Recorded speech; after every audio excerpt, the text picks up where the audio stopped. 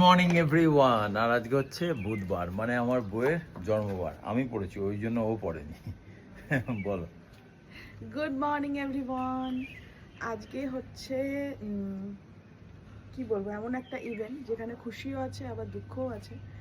আমাদের চার কন্যা, তোমরা দেখছো, চার কন্যার আগেও কিন্তু একটা ছেলে ছিল আমাদের, হ্যাঁ তাই না? হ্যাঁ, যার নাম ছিল গুড্ডু, আমরা গুড্ডু বলেই ডাকতাম, আর কিন্তু আমি কুনাল পল্টু।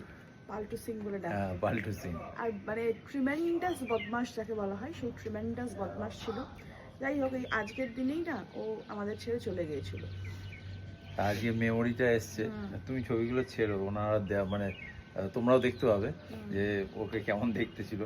আর বেশ বদমাস ছিল ছোটবেলায়। যখন মানে ওকে অ্যাকচুয়ালি আমি আমার দোকান থেকে নিয়ে আসি, আমি দোকান থেকে বাড়ি আসবো, দেখলাম কোত্থেকে একজন এসে আমার পায়ের কাছে বসে আছে।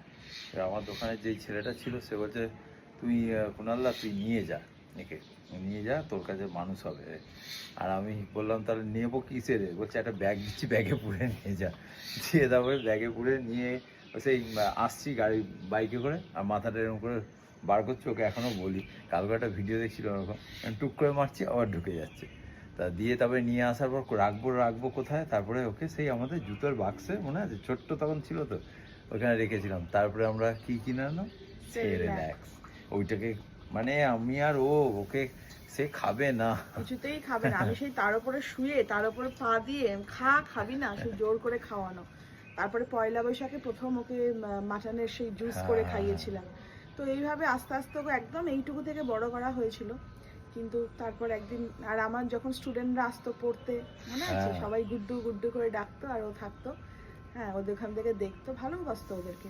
আর আমি বাইক নিয়ে পাড়ার মোড়ে ঢুকলে ও ঠিক বুঝতে আর পারে। ও অ্যাকচুয়ালি ওকে মানে ডগ ছিল না, ওকে মানে পাপ বলা যেত না, ওকে বলা হতো কাব, মানে বাঘের বাচ্চা ছিল। একদম। এত মানে ও ইয়ে ছিল। যাই হোক, সে আর এখন আমাদের রসগোল্লা মধ্যে খেতে নেই। প্রচন্ড ভালোবাসতো, ওই জন্য ওর ইয়েতে আমরা রসগোল্লাও দিয়েছিলাম। এখন রসগোল্লা কেন, আইসক্রিমও ভালো হ্যাঁ, খেত। খুব মানে ভালো। আইসক্রিমের স্টিকটা না ওর মুখে ধরলে এরকম লিক করে করে পুরো খেয়ে নিত। এত ওর সব কিছু খেত, আঙুর খেত, এ খেত, সবই খেত, কলা খেত। এরা তো খুব বদমাইশ, এরা তো সব খেতে চায় না। একদম, এটা ও সব মাটিতেই খেত, খায় না, মাটিতে ছাড়া খাবে না। এমনকি পিয়ারাও খেত। সব খেত। যাক, আজকের দিনটা ওর জন্যই, আর মনেও পড়ছে বারবার। আর যেখানে আছে যেন ভালো থাকে, ব্যাস, আর কি বলবো। আর হ্যাঁ, আজকে একটা আনন্দের খবর, সেটা হচ্ছে আজকে আমাদের মৌয়ের জন্মদিন। ও হ্যাঁ হ্যাঁ হ্যাঁ। আজকে আমাদের মৌয়েরও জন্মদিন। হ্যাপি বার্থডে মৌ, ভালো থাকিস, সুস্থ থাকিস।